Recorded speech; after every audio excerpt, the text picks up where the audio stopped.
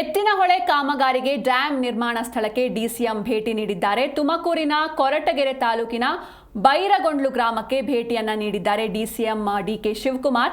5 TMC ನೀರು ಶೇಖರಣೆಯ dam ನಿರ್ಮಾಣಕ್ಕೆ ಸ್ಥಳವನ್ನ ಪರಿಶೀಲನೆ ಮಾಡಲಾಯಿತು. ಅಧಿಕಾರಿಗಳೊಂದಿಗೆ ಸ್ಥಳ ಪರಿಶೀಲಿಸಿದ್ರು ಡಿಸಿಎಂ ಡಿಕೆ ಶಿವಕುಮಾರ್.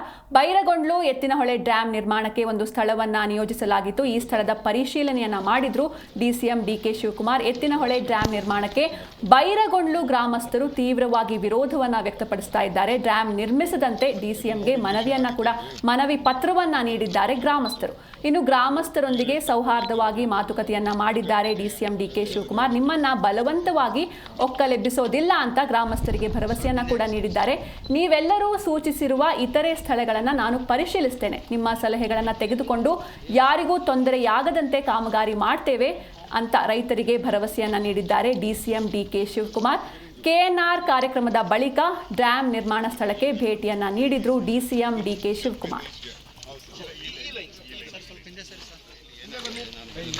ಬನ್ನಿ